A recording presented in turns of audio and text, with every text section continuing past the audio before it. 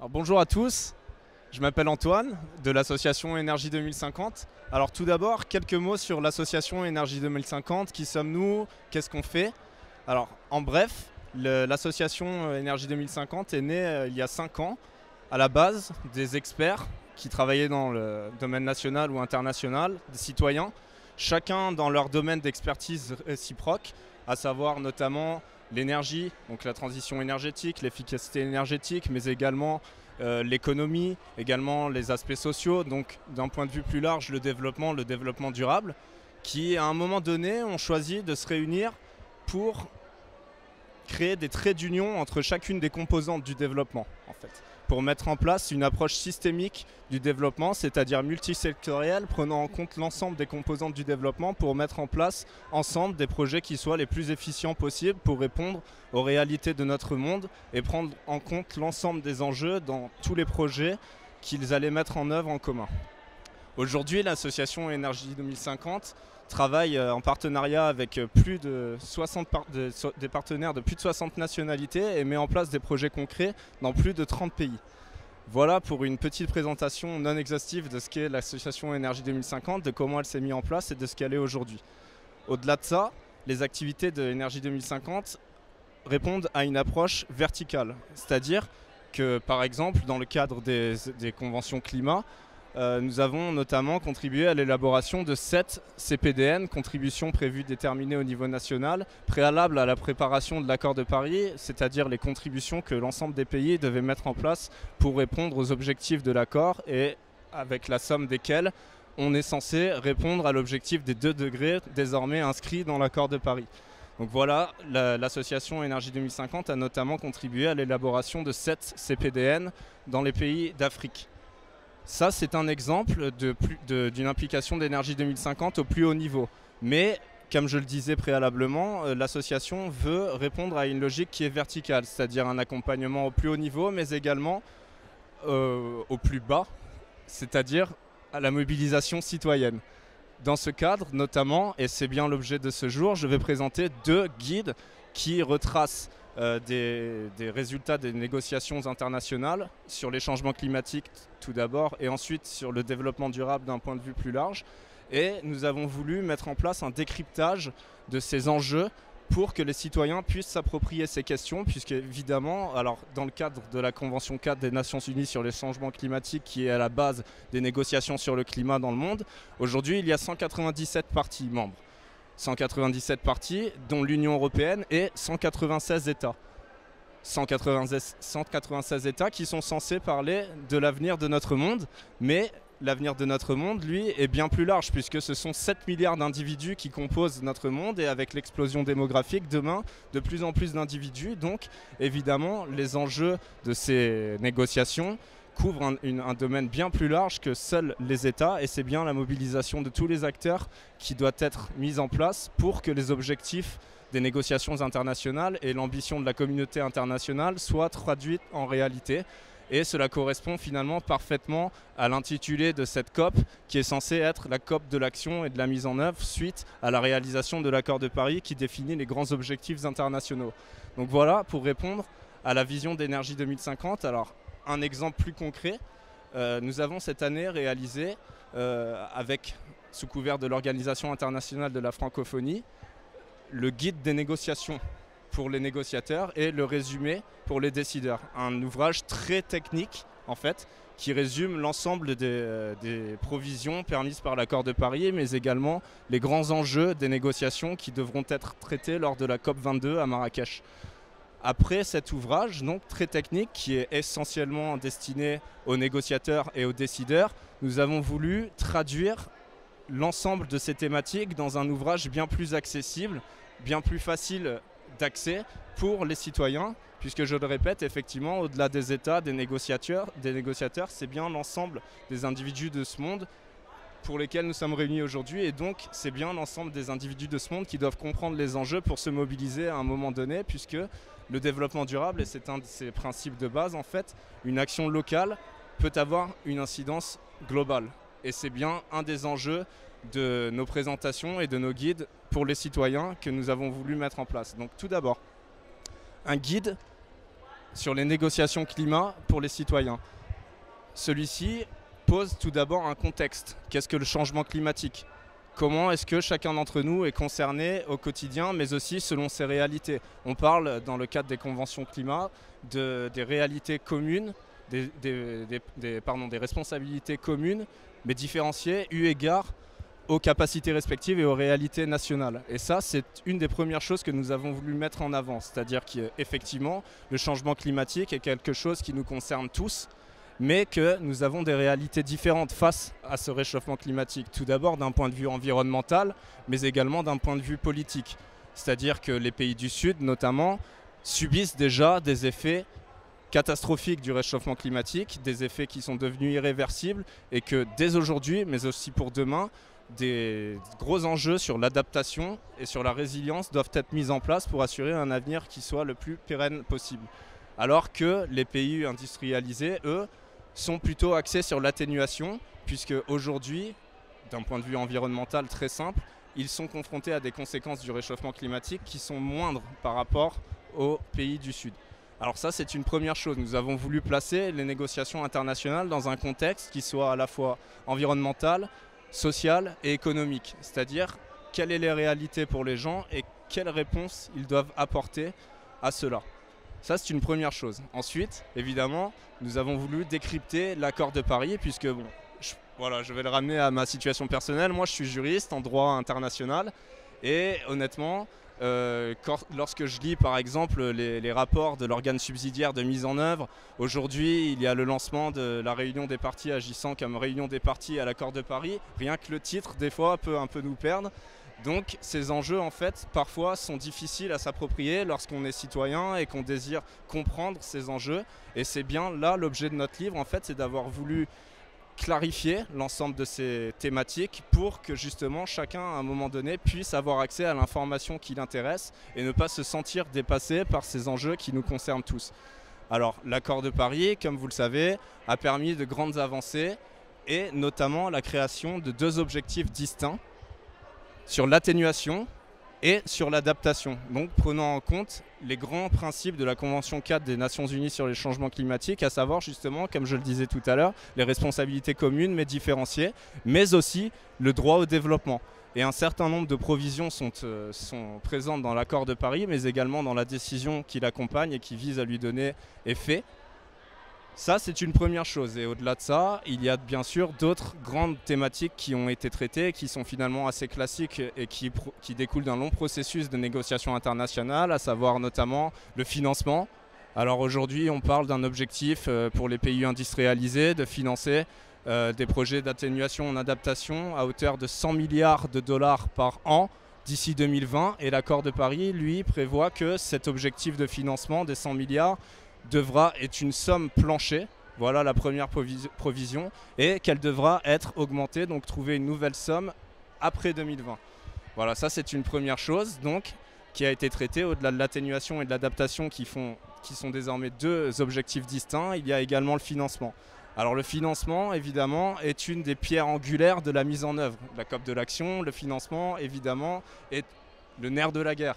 Mais au-delà de ça, comme je parlais d'adaptation, et aussi d'atténuation, puisque les deux vont souvent de pair, puisqu'on parle maintenant notamment d'atténuation avec des co-bénéfices en termes d'adaptation, c'est-à-dire créer des infrastructures, par exemple pour les villes, qui soient résilientes et qui permettent non seulement de limiter les émissions de gaz à effet de serre, mais également qui permettent de ne pas créer des effets de verrou pour l'avenir, c'est-à-dire mettre en place dès aujourd'hui des infrastructures résilientes et durables qui permettront à l'avenir de ne pas créer davantage de catastrophes naturelles.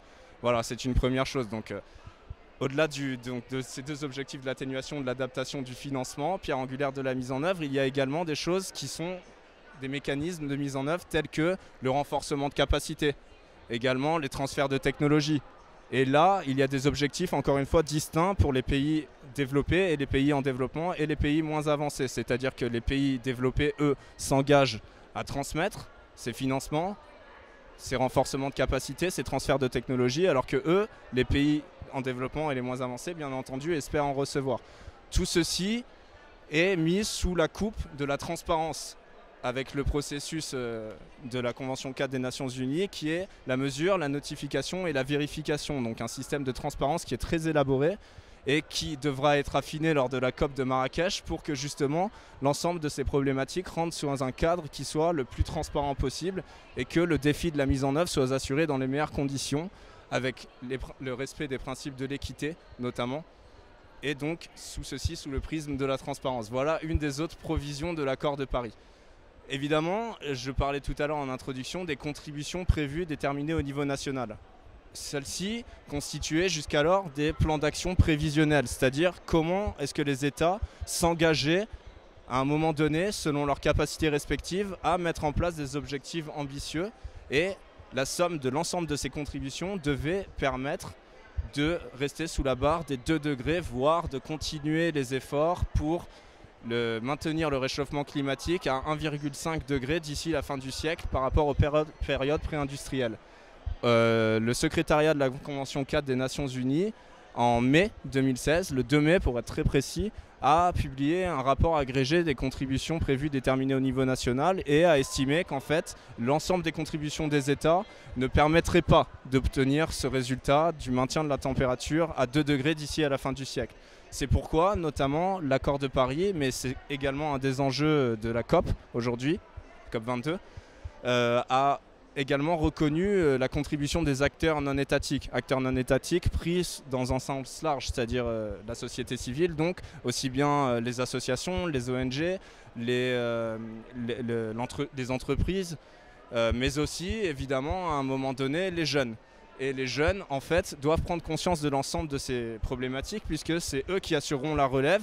Et on parle d'objectifs très ambitieux qui se déportent. Donc je parlais tout à l'heure de 2020. Il y a des objectifs qui sont fixés à 2025, à 2030. On parle aussi de 2100. Donc on voit bien que ce sont des projections larges et qu'en fait, l'ensemble de ces thématiques doivent être comprises et appréhendées dès aujourd'hui, notamment par les jeunes, puisque c'est eux qui assureront le défi de la mise en œuvre, en fait, dans le long terme. Et ce sont bien des objectifs de long terme dont il est question, puisque le changement climatique est un phénomène qui est à la fois lié à un état scientifique environnemental, mais également aux activités humaines, puisque notamment le GIEC, le groupe d'experts intergouvernemental sur les changements climatiques, a dit que les activités d'origine anthropique, donc les activités humaines, étaient à la base et une des conséquences donc du changement climatique. Et ça, c'est une réalité à laquelle nous devons être confrontés dès aujourd'hui pour justement mettre en place des systèmes et des modes de production et de développement qui soient plus résilients. Et c'est bien les jeunes qui seront confrontés à la réalisation de cette réalité pour réduire l'écart entre les ambitions de la communauté internationale et les objectifs et la réalité. Donc, dans le long terme, mais également sur le court terme. Donc, bien, c'est quelque chose dont nous devons prendre conscience dès aujourd'hui afin de répondre aux grands enjeux de ce monde. Ça, c'est une première chose. Donc voilà, je vous le disais, et en très bref, donc un premier guide sur les négociations climat qui a voulu mettre un contexte en fait sur qu'est-ce que c'est donc d'un point de vue environnemental, social et économique, mais également qu'est-ce que la COP, qu'est-ce que la Convention cadre des Nations Unies sur les changements climatiques, bref, essayer de vulgariser l'ensemble de ces questions, puis un décryptage de l'accord de Paris et enfin les grands enjeux de la COP 22, quels seront les défis de la mise en œuvre pour réduire l'écart entre les ambitions de la communauté internationale et les réalités qui doivent être mises en place pour répondre à ces grands enjeux et défis. Une première chose. Au-delà de ça, l'année 2015, au-delà de l'accord de Paris qui est évidemment central aujourd'hui, en fait, a eu des agendas communs, notamment dans un sens plus large avec le développement durable.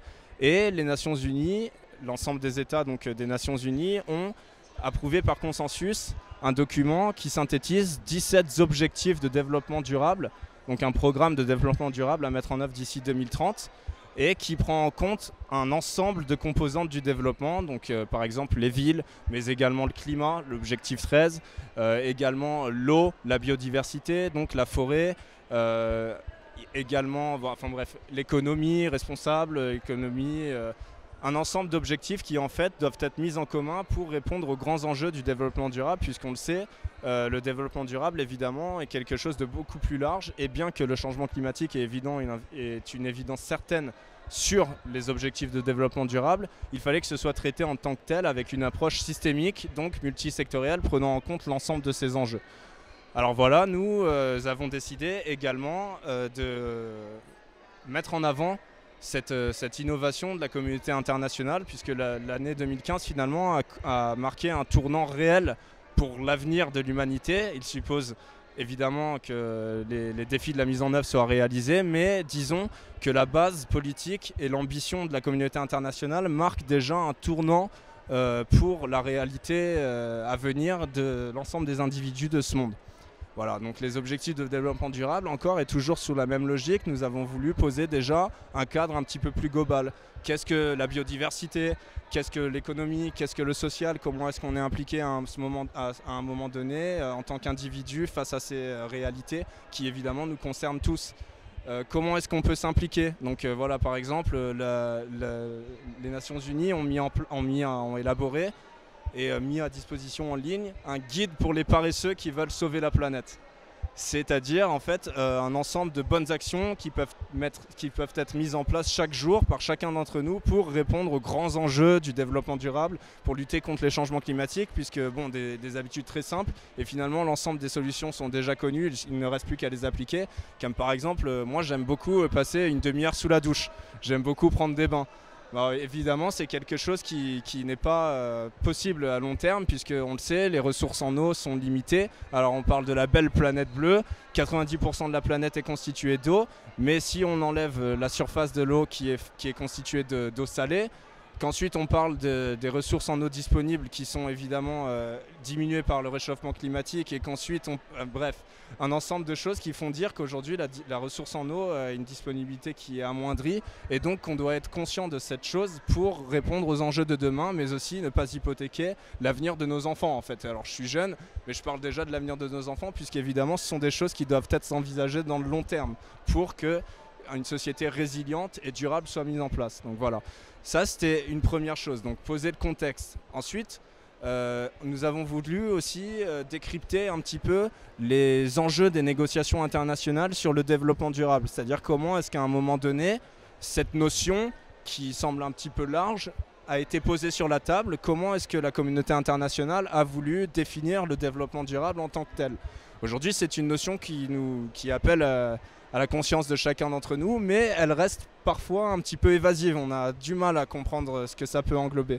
Et ça, c'était encore une fois un des objectifs de notre guide, c'est-à-dire placer les choses dans un contexte. Au-delà de l'environnement, de la société, de l'économie, les réalités de chacun, en fait, comprendre cette dynamique internationale qui a permis qu'en 2015, ces 17 objectifs émergent et que les enjeux du développement durable prennent un cadre politique international pour y faire face. Voilà. Et à la suite de ça, donc de cette mise en contexte et de cette historique des négociations internationales sur le développement durable, nous avons fait un décryptage de l'ensemble des 17 objectifs de développement durable. Donc, qu'est-ce que ce sont, en fait, quels sont ces objectifs, mais aussi quels sont les indicateurs pour le suivi de la mise en œuvre. Donc, à savoir qu'il y a 17 objectifs, mais qu'il y a 169 indicateurs qui permettent de la mise en œuvre de ces objectifs. Ça, c'était les résultats de 2015. Et déjà en 2016, des innovations ont été mises en place. Et c'est bien là, encore une fois, l'enjeu que nous avons voulu mettre en place, donc une mise en perspective. Au-delà, et ça, je reviens là dans le contexte global de la présentation des ouvrages sur les changements climatiques et sur le développement durable, une mise en contexte, une réalité actuelle, mais également une mise à perspective. Les défis de la mise en œuvre, puisque au-delà de la définition des grands enjeux, c'est bien évidemment la mise en œuvre qui doit être réalisée pour traduire ces objectifs en réalité. Voilà l'objectif, et donc je reviens à vous pour savoir si par hasard vous auriez quelques questions en complément de cette présentation. Oui, monsieur.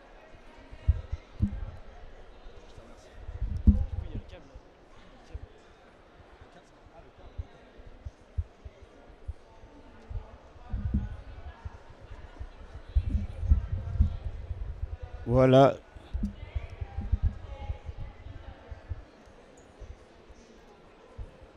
Merci beaucoup pour votre présentation. Donc, vous avez été longue, vous avez bien expliqué, nous sommes très contents. Donc, la seule question que je voulais vous poser, concernant les projets dans le cadre vraiment d'obtenir des financements à partir des trucs de carbone. Comment on réalise ou comment on calcule sur les taux de carbone dans le cadre des financements pour le changement climatique.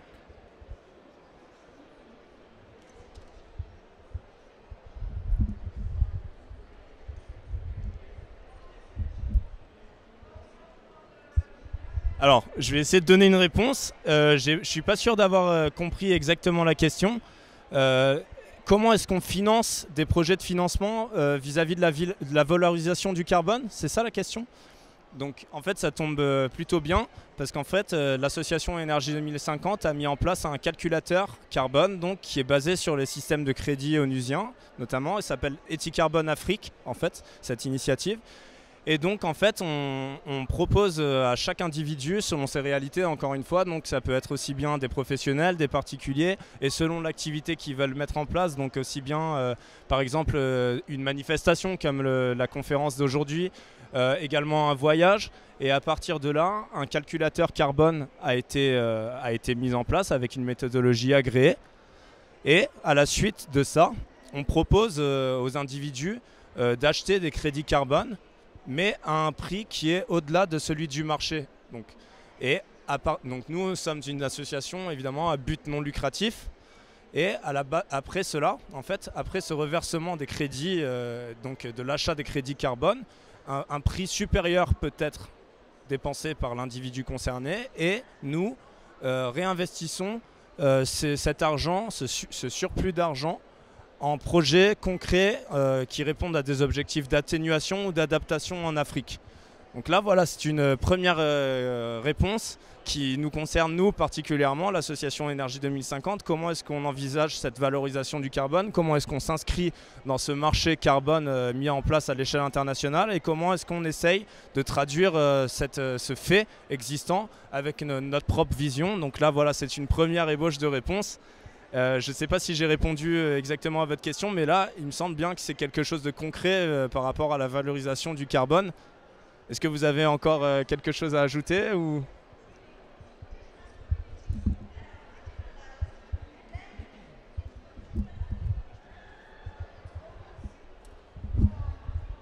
Surtout, je voulais avoir un éclaircissement concernant nos projets que nous montons dans le cadre vraiment du changement climatique.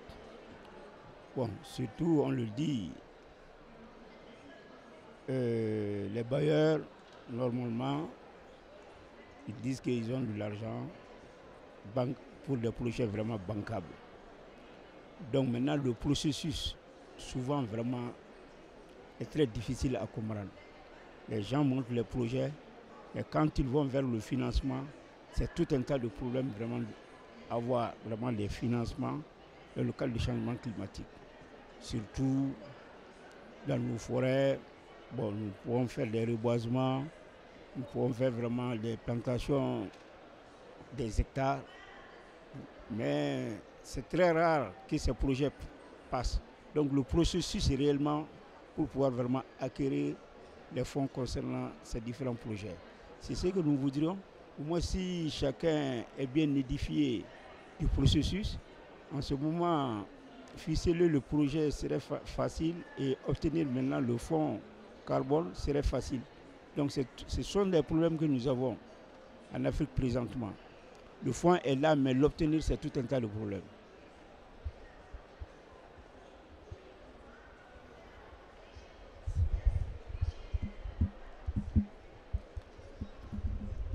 Alors, je remercie monsieur pour venir élever le débat. Et en fait, donc, là, on repasse sur quelque chose de très technique. L'objet de cette conversation de 15 minutes, c'était justement d'essayer de vulgariser un petit peu l'ensemble des mécanismes qui sont mis en place dans le cadre du changement climatique et des négociations internationales sur le climat. Donc là, on repasse sur quelque chose de très technique. Et en fait, bon, alors... je vais vous le dire honnêtement, dans le cadre de ces guides notamment, qui sont à destination citoyenne, évidemment ces questions ne sont pas traitées. puisque là on repasse sur quelque chose de très compliqué, de très technique, et il y a également un écart entre les grands objectifs internationaux, à savoir on pose les définitions, mais également comment est-ce que ça se met en place au niveau national. Et là ça rejoint exactement ce que je disais tout à l'heure, en fait qu'à un moment donné chacun d'entre nous est confronté aux limites de ces grandes orientations internationales, puisque le réel défi de la mise en œuvre c'est justement de traduire ces objectifs internationaux en réalisation concrète au niveau national. Et là, évidemment, un certain nombre de blocages et de défis doivent être surmontés pour réussir à s'inscrire dans une dynamique de résilience et de durabilité, notamment sous le cadre donc, de la valorisation carbone, mais également de l'ensemble des mécanismes financiers, de transfert de technologies, de renforcement de capacité qui sont mis en place au niveau international.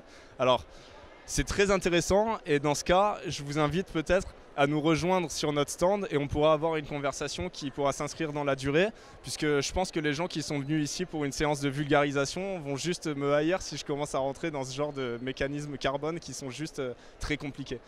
Est-ce que ça vous convient ? Super. Et en même temps, ça nous permettra d'avoir un discours qui sera un petit peu plus étoffé que cela.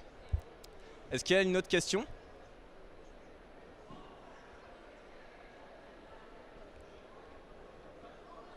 Non ? Bon bah écoutez, dans ce cas on va clôturer le débat et puis je pourrais continuer avec monsieur.